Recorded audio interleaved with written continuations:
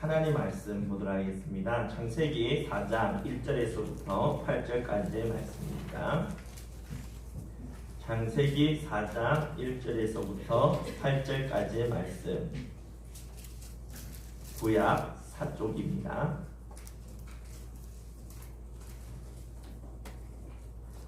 한 절씩 교독해서 우리 교독하겠습니다. 교독합니다. 하나님이 그의 아내 하와와 동침함에 하와가 임신하여 가인을 낳고 이르되 내가 유어로 말미암아 등남하였다 하니라.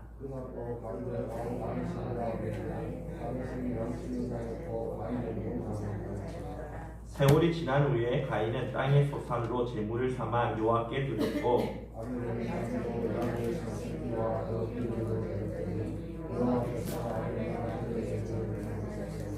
가인과 그의 제물은 받지 아니하신지라. 가인이 몹시 분하여 안색이 변하니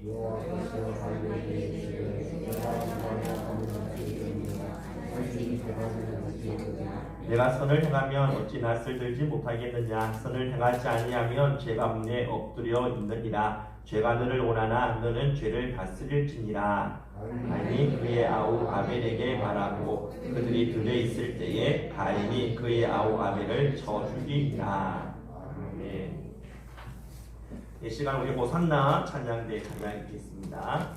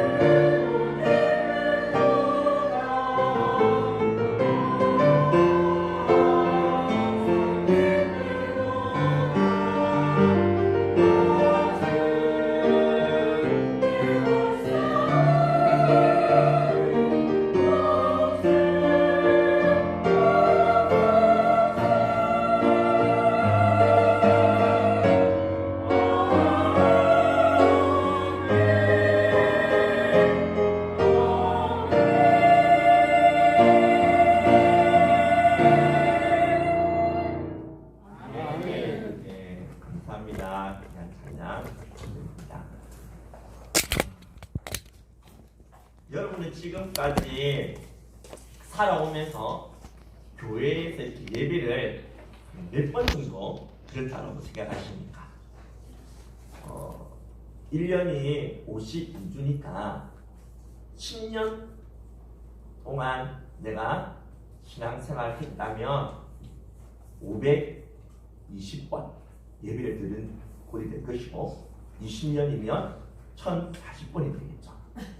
우리 아이들을 제외한다면 우리 어른들인 우리 성도님들은 한 20년 이상 정도 그렇게 다 평균적으로 신앙생활을 하지 않았겠습니까? 그렇다면 최소 우리가 1000번 이상은 하나님께 예배를 드렸다는 것이죠. 자, 그런데 이렇게 많은 예배를 드렸는데 우리가 드렸던 이 모든 예배에 과연 하나님께서 다 받으신 그런 예배였다라고 말할 수가 있을까요?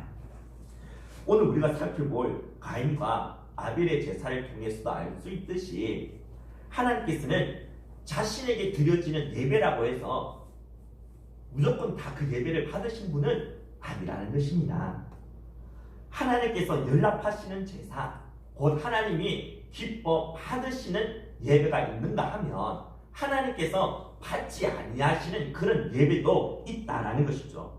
그렇다면 내가 드린 그 수많은 예배들 중에는 하나님이 전혀 받지도 아니하신 예배, 그래서 시간과 돈만 낭비한 그런 헛된 예배도 있을 수 있지 않겠습니까? 중요한 것은 내가 예배를 드렸다라는 이 사실에 있는 것이 아니라 하나님께서 받으신 예배를 내가 드렸느냐에 있다라는 것입니다. 그렇다면 하나님께서는 과연 어떠한 예배를 받으시는 것일까요?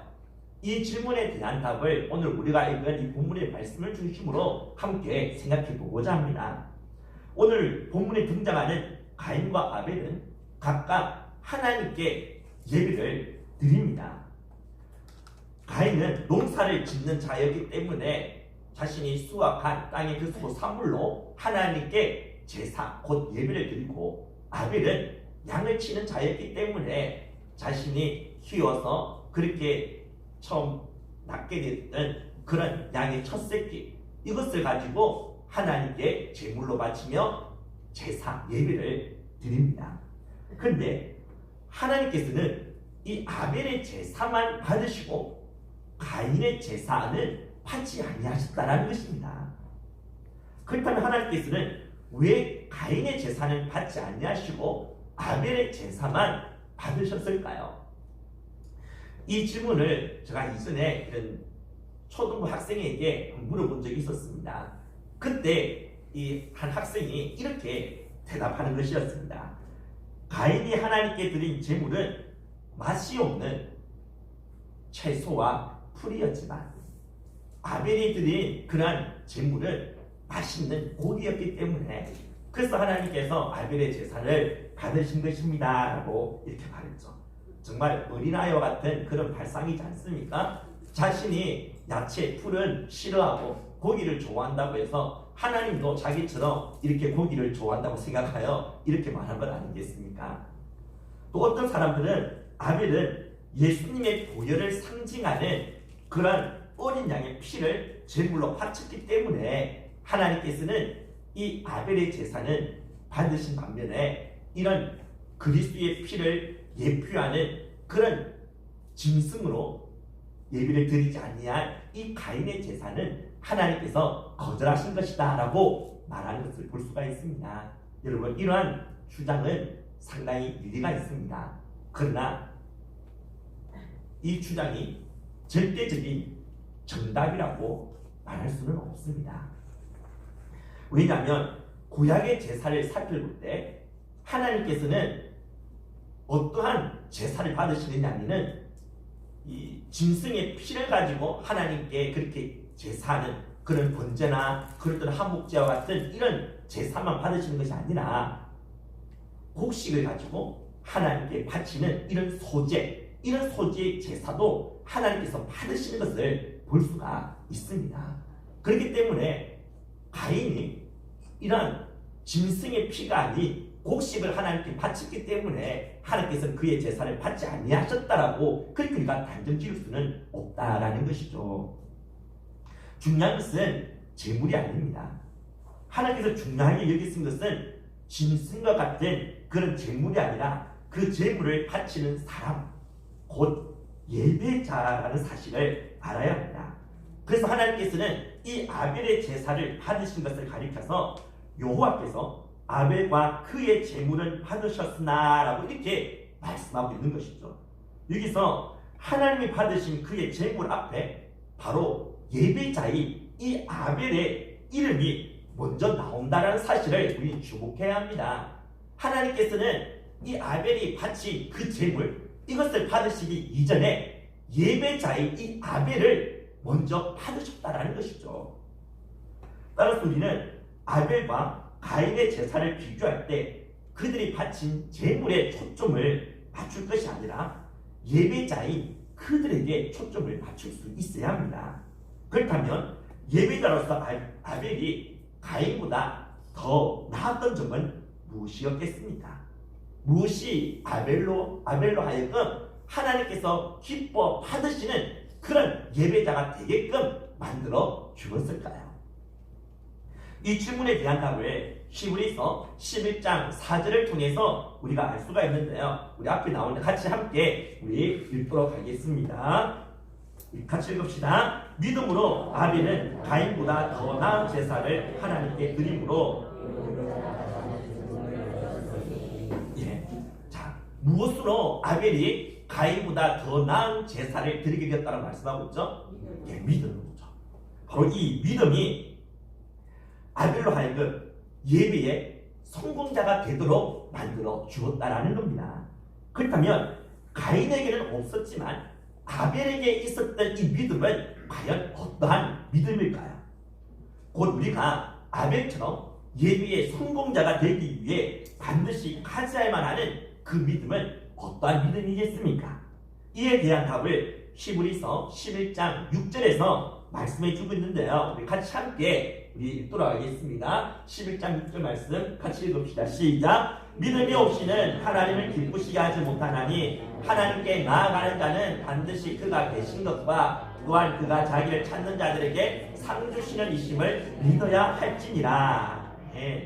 하나님께 나아가는 자, 곧 하나님께 예배하러 나아가는 자는 반드시 그가 계신 것, 곧 하나님이 계신다라는 이 사실을 믿어야 한다는 것입니다. 또한 그가 하나님께서 자신을 찾는 자들에게 반드시 상을 주시는 분이라는 사실을 믿어야 한다는 것이죠. 이 두 가지 이 믿음이 있어야지만 우리가 드린 이 예배, 하나님께서 기뻐 받으시는 참된 예배가 되어질 수가 있다라는 것입니다. 따라서 우리가 하나님이 기뻐하시는 참된 예배를 드리기 위해서는 먼저 예배하는 이 자리에 하나님께서 함께 하신다는 사실, 하나님께서 예배하는 이 자리에 임지에 계신다는 사실을 우리는 믿어야 합니다. 여러분 지금 예배하는 이 자리에 진짜로 하나님이 임지에 계신다는 사실을 믿으십니까? 우리가 예배하는 이 자리에 하나님이 계신다는 사실을 모르는 사람은 아마 없을 것입니다. 그렇지만 우리가 가진 이 믿음이 머리로만 알고 받아들이는 그러한 믿음, 그것을 예배하는 우리 자신의 어떤 감정과 태도에 전혀 영향을 미치지 못하는 비상적이고 화석화된 그런 믿음이지는 않습니까? 우리가 예배하는 이 자리에 하나님의 계심을 정말 믿는다면 우리는 다음과 같은 두 가지 반응을 보여줄 수 있어야 합니다. 다 같이 우리 레위기 9장 23절과 24절 말씀 함께 읽도록 하겠습니다. 여호와의 영광이 온 백성에게 나타나며 불이 여호와 앞에서 나와 제단 위에 번제물과 기름을 사른지라. 온 백성이 이를 보고 소리 지르며 엎드렸더라. 이 말씀은 이스라엘 백성이 이 완공된 이 성막에서 처음으로 하나님께 이렇게 제사를 예배를 드리게 되어졌을 때 어떠한 일들이 있게 되어졌는지를 보여주고 있는 말씀입니다. 먼저 여호와의 이 영광이 눈으로 볼 수 있게끔 나타났으며 또한 여호와의 불이 나타나서 제단 위의 모든 이 제물을 살라버리는 그런 일이 일어났음을 보여주고 있죠. 이것은 그들이 제사 드리는 그곳, 예배하는 그곳에 하나님께서 임재해 계셨음을 보여주고 있는 것입니다. 불로서 하나님께서 나타나신 것이죠. 이때 그들이 보였던 반응은 무엇입니까? 그들이 지금 예배하는 그 자리에 하나님께서 이 쉐키나 영광, 구름으로 그리고 불러서 눈에 보이는 이런 가시적인 증거를 가지고 나타나셨을 때 그들이 어떠한 반응을 보이게 됩니까? 바로 소리를 지르며 엎드리는 것이었죠. 여기서 소리를 지른다라는 말은 히브리어로 라난인데요. 이 말의 본뜻은 기쁨의 함성을 의미합니다. 기뻐서 감격해서 그들이 소리를 질렀다라는 것이죠. 하나님의 임재를 경험하게 되었을 때 그들은 기뻐 감격하여 소리를 지르지 않을 수가 없었다라는 것입니다.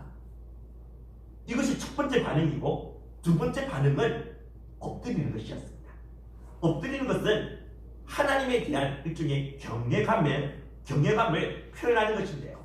이 경외의 감정은 단순한 그런 두려움만을 의미하지 않습니다.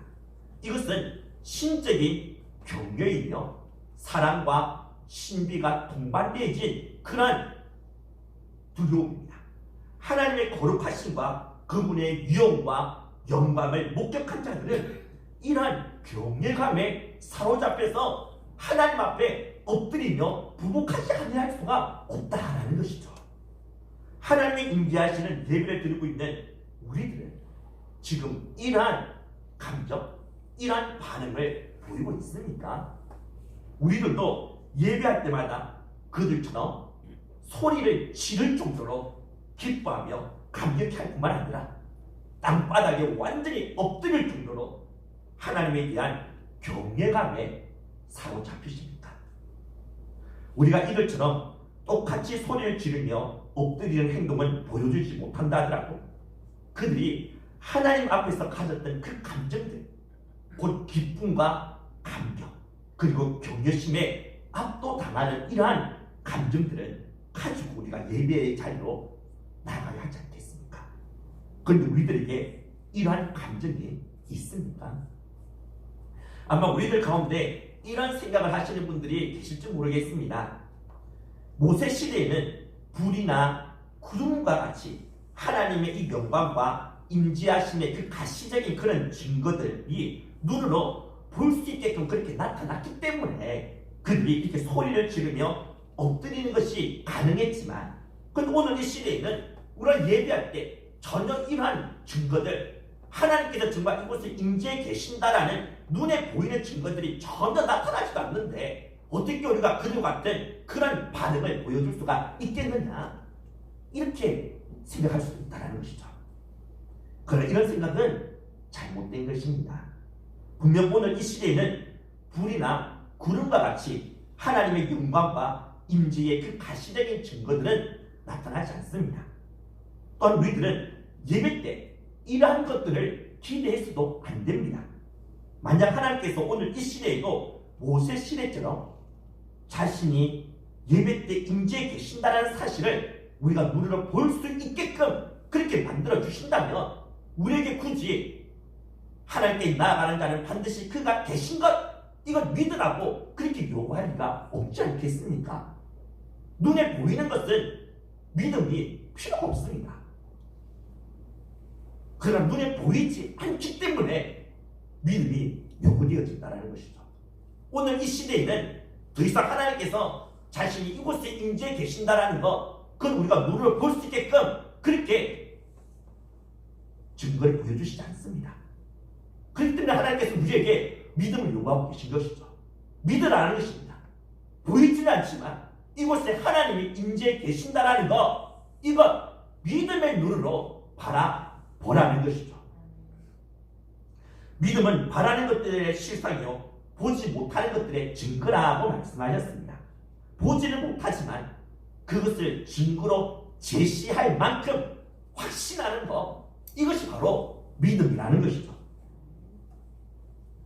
정말 여러분들에게 과연 이러한 믿음이 있습니까?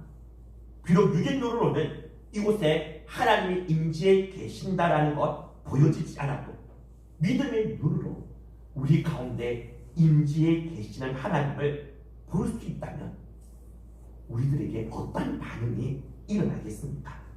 당연히 모세 시대의 이 이스라엘 백성들 같은 그런 반응이 나타나지 않겠습니까? 왜냐하면 모세 시대 때 나타나셨던 하나님의 영광과 위엄과 그 거룩하심은 시간이 지났다고 오늘 이 시대에는 줄어들거나 사그라지지 않았기 때문입니다. 이스라엘 백성들 하여금 소리를 지르며 엎드릴 수밖에 없게끔 만들었던 하나님의 이 영광, 하나님의 지존하심, 하나님의 그 위엄을 변함없습니다. 똑같습니다. 동일하게 지금 우리 가운데 임재하시는 하나님을 이스라엘 백성들이 떨고 두려워할 수밖에 없게끔 만들었던, 경외감에 사로잡혀서 하나님 앞에 엎드릴 수밖에 없게끔 만들었던 그 하나님의 그 영광, 그 위엄이 동일하게 이곳에 임하고 있다는 것입니다. 그 영광과 위엄의 하나님이 지금 우리가 예배하는 이 자리에 임재해 계시는데, 그것을 우리가 지금 믿음의 눈으로 바라보고 있는데, 비록 육의 눈으로 보이지 않아도 실제로 지금 하나님께서 이곳에 임재해 계시는데, 그런 하나님 앞에서 우리가 예배하는데 우리의 마음이 무덤덤하다, 아무런 감정도 없다, 기쁨도 없고 감격도 없고 그 어떤 경외감도 없이 이곳에서 예배한다면 뭐가 문제가 있는 건 아니겠습니까? 하나님께서는 없는 것을 믿으라고 말씀하지 않습니다. 하나님께서는 있는 것, 사실, 팩트를 믿으라고 말씀하고 있는 것입니다. 이곳에는 우리만 모여 있는 것이 아니라는 것이죠. 우리가 주의 이름으로 두세 사람으로 모인 곳, 그곳에 하나님께서, 주님께서 함께 하신다고 말씀하지 않았습니까? 이곳에 주님이 계십니다. 하나님이 함께 하십니다. 그 하나님을 이스라엘 백성들이 두려워 떨 수밖에 없게끔 만들었던 그 영광과 위엄과 거룩하심을 지니신 하나님이십니다. 동일하신 그 하나님이 이곳에 임재해 계시는데 우리가 어찌 무덤덤하게 아무런 감격이나 기쁨 없이 경외감 없이 예배를 드릴 수가 있겠느냐라는 것이죠. 이전에 교황이 한국을 방문했을 때 조수미 씨가 교황 앞에서 노래를 불렀습니다. 무대에 오른 조수미 씨는 자신이 그 천주 교인으로서 가장 자신이 존경하는 그 교황 앞에서 노래를 부른다라는 이것 때문에 정말 이렇게 설레에서 3일 동안 잠을 이루지 못했다고 합니다. 밤잠을 삭혔다고 합니다. 그 교황 앞에서 노래 부른다는 그 하나 때문에, 그분 앞에서 내가 감히 노래를 부른다는 이것 때문에 정말 마음에 이런 떨림이 있었고 감격이 있어서 잠을 이룰 수 없었다고 하는데, 근데 지금 우리들은 교황과는 비교할 수 없는 절대 거룩의 하나님, 절대 지존의 하나님, 그 위대하신 그 영광의 하나님 앞에서 우리가 찬양하고 하나님 앞에서 예배하는데 조수미 씨가 가졌던 그런 떨림, 그러한 마음이 우리에게 없다면 뭔가 문제가 있는 건 아니겠습니까? 하나님이 교황보다 못한 분이 아니지 않습니까? 교황과는 비교할 수도 없는 영광과 위엄을 지니신 하나님 앞에서 예배할 때마다 감격과 떨림으로 주님을 찬양하며 경배할 수 있는 그런 저와 여러분들이 다 되어질 수 있기를 주님의 이름으로 축복합니다. 두 번째로 우리가 예배의 성공자가 되기 위해 가져야 할 믿음은 바로 하나님은 자신을 찾는 자들에게 반드시 상 주시는 이심을 믿어야 합니다. 하나님은 우리가 예배하는 이 자리에 찾아오십니다. 그런데 왜 오실까요? 우리가 예배 잘 드리는지 보고 감독하려고? 누가 예배 시간에 딴짓하고 졸고 있는지 그거 보시고 뭘 하시려고 우리에게 찾아오신 것일까요? 그렇지 않습니다. 하나님께서 예배하는 이 자리에 찾아오신 이유는 우리에게 상 주시기 위해서라는 것이죠. 우리가 위로가 필요하면 위로를, 우리에게 지혜가 필요하면 지혜를, 우리에게 용기와 힘이 필요하면 용기와 힘을 주시기 위해서 하나님께서는 이러한 상을 가지고 예배하는 이 자리에 찾아오신다는 것입니다. 우리는 이 사실을 믿어야 합니다. 예배하는 이 자리에 하나님이 그저 빈손으로 오시지 않고 우리에게 필요한 은혜와 복, 이러한 상을 가지고 오십니다. 그래서 예배 이 시간은 우리가 상 받는 시간입니다. 이 세상에서 잠깐 성공하는 데 필요한 그러한 물질적인 어떤 이러한 수준 낮은 그런 상이 아니라 우리가 죽고 난 뒤에 천국에서도 영원토록 우리가 기뻐하며 만족해할 수 있는 인생의 참된 성공을 거는 데 필요한 그러한 상, 그러한 은혜, 그러한 복을 주시기 위하여 예배하는 이 자리에 우리에게 찾아오신다는 것이죠. 예배하는 이 시간에 우리에게 정말 필요한 이런 귀한 상과 은혜를 가지고 오시는 하나님을 믿음의 눈으로 우리가 볼 수 있다면 우리의 이 예배는 달라지게 될 것입니다. 예배를 더 이상 어쩔 수 없이 그냥 주일이가 그렇게 드려야만 한 의무로 그저 하나의 무거운 짐으로만 그렇게 여기는 것이 아니라 성도로서 내가 누릴 수 있는 최고의 특권으로 그렇게 여기지 않겠습니까? 그래서 예배하는 이 시간, 정말 내가 상 받는 이 시간 사모하게 되겠죠. 기쁨과 설레임으로 예배의 자리로 나가지 않겠습니까? 우리가 학교에서 이제 내가 내일 정말 전교생들 앞에서 상을 받는다. 그러면 우리가 밤잠을 설치게 되죠. 설레지지 않겠습니까? 그날이 기다리지 않겠습니까? 근데 우리가 이 귀한 하나님께서 이렇게 진짜 필요한 하늘의 신령한 은혜와 상을 우리에게 주시는 이 날을 우리가 기다리지 못하고 사모하지 못하고 설레지 못한다면 우리가 가진 이 믿음 진짜 믿음이 맞습니까? 정말 하나님께 나아가는 자는 반드시 그가 계신 것과 또한 그가 자기를 찾는 자들에게 상 주시는 이심을 믿어야 한다고 하는데 진짜 우리에게 이런 믿음이 있는 것 맞습니까? 꼭 기억합시다. 예배의 성공자가 반드시 인생의 성공자가 될 수 있다는 사실을 말입니다. 왜냐하면 예배하는 이 시간에 하나님께서는 우리가 인생의 참된 성공자가 되는데 필요한 그런 은혜와 상을 우리에게 베풀어 주시기 때문입니다. 저와 여러분들이 진정 예배의 참된 성공자가 되어서 인생의 진정한 성공자가 되어질 수 있기를 주님의 이름으로 축복합니다. 마지막으로 예배의 성공자가 되기 위해서는 하나님에 대한 이런 믿음 위에 또 다른 조건을 갖추어야 합니다. 그것은 바로 우리의 일상적인 삶 속에서 예배가 이루어져야 한다는 것입니다.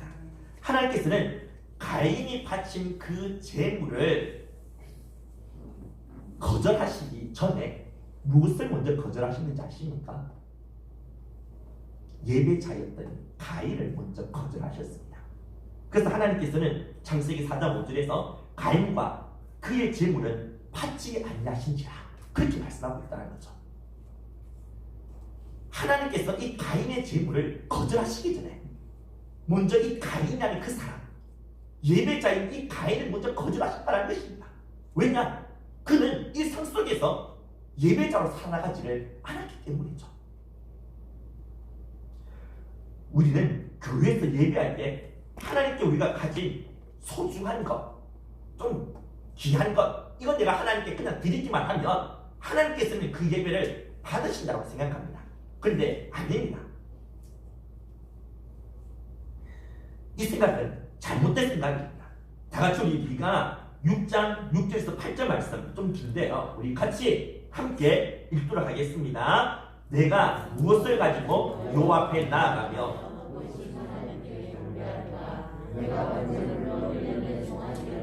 그 앞에 나아갈까? 여호와께서 천천의 순양이나 만만의 강물 같은 기름을 기뻐하실까? 내 허물을 위하여 내 말하기를 내 영혼의 주로 말미암아 내 몸의 열매를 드릴까? 사람아, 주께서 선한 것이 무엇임을 내게 보이신다니 여호와께서 내게 구하시는 것을 오직 정의를 행하며 인자를 사랑하며 겸손하게 내 하나님과 함께 행하는 것이 아니냐. 하나님께서 1년 된 송아지나 천천의 순양보다 더 원하시고 바라시는 것이 있음을 우리에게 말씀해 주고 있죠. 그게 무엇입니까? 그렇죠. 그것은 바로 그들이 정의를 행하며 인자를 사랑하며 겸손하게 하나님과 동행하는 것입니다. 삶 속에서 정의를 행하며 인자를 사랑하며 주님과 동행하는 이러한 삶이 없다면 하나님께서는 천천의 순양도 만만의 그런 기름도 받지 않으신다는 거죠.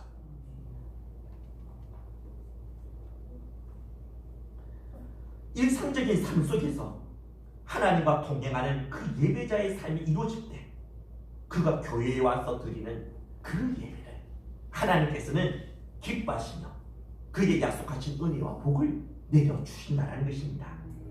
우리가 예배의 성공자가 되기 위해서는 우리의 삶이 예배가 되어야 하고 우리의 삶이 찬양이 되어질 수 있어야 한다는 것이죠. 미국의 어떤 한 성도가 주일에 이 교회를 향해 그렇게 빠른 걸음으로 그렇게 걸어가고 있었습니다. 이때 교회 앞에서 안내하시는 분이 이렇게 말하는 것이었습니다. 이렇게 서두를 필요가 없습니다. 아직까지 예배 드리려면 5분이 남았으니까 천천히 가셔도 됩니다. 예배가 시작되어지려면 5분 더 있어야 합니다. 라고 그렇게 말을 하였습니다. 이때 그 성도가 그 사람을 향해 안내하시는 분을 향해서 어떠한 말을 했는지 아십니까? What are you talking about? 당신 뭐라고 말씀하고 있는 겁니까? The service had already started. 예배는 이미 시작되어졌습니다. I'm just bringing it to church. 나는 단지 이 예배를 교회로 가지고 올 뿐입니다. 여러분, 이 성도는 일상 속에서 예배를 드리고 있는 것입니다. 교회에서 드려지는 예배는 자신이 일상 속에서 드려주고 있는 그 예배의 연장이었던 것이죠. 그래서 예배는 이미 시작되어졌다는 거. 내가 일상 속에 드리고 있던 그 예배를 지금 나는 교회로 가지고 오고 있다라고 말하고 있는 것이죠. 여러분, 우리는 어떻습니까? 예배 시간에 축도가 끝나면 예배가 끝난 것으로 생각합니다. 그래서 교회 밖에 나가면 이제 난 예배한다고 생각 안 하죠. 왜? 이제 예배 다 드렸으니까. 그래서 교회 안에서의 삶과 교회 바깥에서의 우리의 삶은 일치하지 않습니다. 다릅니다. 그런데 지금 이 성도는 교회 안에서 예배가 끝났다고 해서 자신의 예배가 끝난 것이 아니라는 것이죠. 이제 새로운 예배가 시작되어진다는 것입니다. 바깥에서의 예배, 자신의 삶의 현장에서의 예배, 이 예배와 교회 안에서 드려지는 이 예배는 다른 것이 아니라는 것이죠. 같은 연장선상에서 보고 있는 것입니다. 예배는 하나님의 은혜와 사랑에 대한 우리들의 반응이다라고 말을 합니다. 그런데 여러분, 하나님의 은혜와 그 사랑이 미치지 않는 것이 있습니까? 하나님의 은혜와 사랑에 대한 이 반응이 우리 예배라면 우리는 단지 이 교회 안에서만 예배가 이루어져야 합니까? 하나님의 은혜와 사랑이 우리 교회 안에서만 미쳐집니까? 아니죠. 교회 바깥에서도 하나님은 우리를 사랑하지 않습니까? 교회 바깥에서도 하나님의 은혜가 매 순간순간 우리에게 주어지지 않습니까? 우리가 하나님의 은혜가 없으면 정말 이 세상 바깥에서 살 수 있습니까? 한시라도 살 수가 있습니까? 온갖 위험이 온갖 사고와 질병과 그런 악이 만무한 이 세상 가운데서 어떻게 우리가 이렇게 살 수 있겠습니까? 하나님의 은혜가 매 순간순간마다 우리에게 주어지기 때문에, 그렇기 때문에 우리가 이렇게 살고 있는 건 아닙니까? 그렇다면 하나님의 은혜와 사랑에 대한 우리의 반응이 예배라면 우리는 교회 안에서만 예배할 것이 아니라 교회 바깥에서도 예배해야 되죠. 하나님의 은혜에 대한 반응이 있어야 되죠. 하나님의 사랑에 대한 반응이 있어야 되죠. 그게 바로 예배입니다. 여러분 혹시 평신도 수도사인 로렌스 형제 혹시 들어본 적 있습니까? 그는 수도사가 되고 싶어 했지만 자격 미달로 정식 수도사가 되지 못하고 평신도 수도사로서 15년 동안 수도원의 그 주방에서 일에만 했었습니다. 그는 매일 주방에서 음식을 만들고 설거지하고 바닥을 청소하는 등 이런 허드렛 일만 하였습니다. 그런데 그 수도원에서 오직 기도와 이렇게 말씀에만 전무했던, 그리고 성경을 깊이 연구하고 정말 오직 하나님과 이런 만남만을 가지려고 했던 그런 정식 수도사보다 이 로렌스 이 형제가 훨씬 더 경건하고 그들보다 훨씬 더 깊은 영성을 가진 자가 되었다고 말합니다. 그가 이런 사람이 될 수 있었던 이유는 주방의 일이라는 흔히 이 속된 이 일을 하면서도 하나님의 임재를 항상 의식하면서 하나님께 예배하는 삶을 살았기 때문이죠. 그는 거룩한 일과 이 세상의 이 일을 따로 구분하지 않았습니다. 분리하지 않았습니다. 어느 곳에 있든지 항상 함께 하시는 하나님의 그 임재를 의식하면서 하나님을 사랑하는 마음으로 무슨 일이든지 죽게 하듯이 행했던 것입니다. 그는 이렇게 말하였습니다. 나는 프라이팬에 작은 계란 하나라도 하나님을 사랑하는 마음으로 뒤집습니다. 정말 대단하지 않습니까? 계란 후라이 하나 하는 거, 이것도 그저 하는 게 아니라 하나님을 사랑하는 마음으로 그 후라이팬에 계란을 뒤집는다고 말하고 있죠. 그가 이렇게 할 수 있던 이유는 골로새서 3장 23절 무슨 일을 하든지 마음을 다하여 주께 하듯 하고 사람에게 하듯 하지 말라. 이 말씀대로 그가 살았기 때문입니다. 그는 자신이 요리하여 이렇게 만든 그 음식 수도사들이 먹는데, 그는 단지 수도사들 이 사람을 대하듯이 일을 한 게 아니라 주님을 대하듯이 일을 해냈던 것입니다. 따라서 자신이 만든 이 음식을 단지 수도사라는 그 사람만 먹는 게 아니라 하나님께서 자신이 만든 이 음식을 먹는 것으로 그렇게 여겼던 것이죠. 그래서 자신이 만든 그 음식 수도사들이 먹는 것을 보면서 그는 기뻐하고 감사했다고 합니다. 왜냐? 그는 자신이 만든 그 음식을 수도사들이 먹을 때 마치 하나님께서, 자신이 사랑하는 주님께서 그 음식을 드시면서 흐뭇해하시고 미소를 짓는 것으로 그렇게 바라보았기 때문이죠. 그렇기 때문에 그가 이 음식 하나, 계란 후라이 하나 하는 거 그냥 대충할 수가 없었던 것입니다. 무슨 일을 하든 죽게. 그래서 그는 자신이 사랑하는 주님께서 이 음식을 드신다는 그런 마음으로 그렇게 요리 하나하나 행했던 것이죠. 설거지할 때도 자신이 이 그릇 깨끗하게 씻어야지만 주님께서 이 깨끗한 그릇으로 음식을 드시지 않겠나, 이런 마음으로 행했던 것입니다. 그래서 그 넓은 그 수도원에서 가장 거룩한 곳, 가장 하나님의 임재를 강하게 느낄 수 있던 곳이 어디였느냐? 바로 이곳 로렌스 형제가 일하는 주방이었다고 합니다. 그래서 사람들은 그와 함께 하시는 하나님의 임재를 보기 위해서 로렌스 형제가 일하는 그 주방으로 몰려들 정도였다고 합니다. 사람들이 이 로렌스 형제를 보면 하나님이 보여진다고, 정말 이곳에 하나님이 계시는구나라고, 그렇게 느낄 수 있다는 것이죠. 그는 정말 시끄럽고 사람들이 이 음식 달라 저 음식 달라 그렇게 막 소리치고 분주하고 막 이렇게 그러시는 소리가 나는 그런 산만한 그 분주한 흔히 보면 이 속된 그 주방을 천국으로 만든 것입니다. 왜냐? 이곳에 하나님이 나와 함께 하신다. 이곳에 하나님이 임재해 계신다. 하나님의 사랑, 하나님의 은혜가 이곳에 머물러 있다. 그래서 그는 하나님의 그 사랑과 그 은혜에 대한 반응으로 하나님을 사랑하는 마음으로 무슨 일을 하든 죽게 하듯이 행했던 것이죠. 그래서 여러분 집에 가서 이제 여러분들이 설거지 할 때에도 큰일 하지 마십시오. 짜증내면서 왜 맨날 내가 이거 해야 되냐 하면서 그렇게 하지 마시고 정말 주님을 사랑하는 마음으로 그렇게 우리가 하도록 합시다.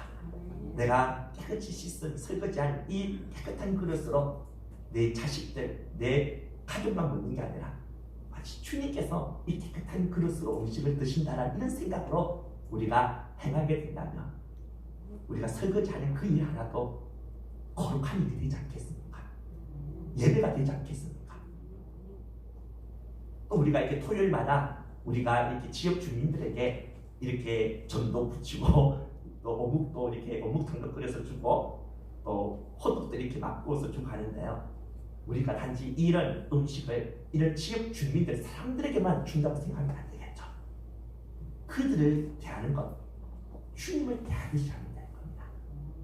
그렇다면 내가 저를 굽는 것도 예배가 됩니다. 거룩한 예배가 되어야 되는 것이죠. 그 사람들을 내가 주님으로 대하듯이 내가 사랑하는 주님을 대하듯이 그런 마음으로 우리가 그 일을 하게 된다면 정말 세상 사람들이 볼 때는 참 하찮은 일처럼 보일지 모르겠지만 하나님께서는 그것을 가장 거룩한 예배의 행위로 받으시게 된다는 것입니다. 우리 꼭 기억합시다. 무슨 일을 하든지 마음을 다하여 주께 하듯 하고 사람에게 하듯 하지 말라.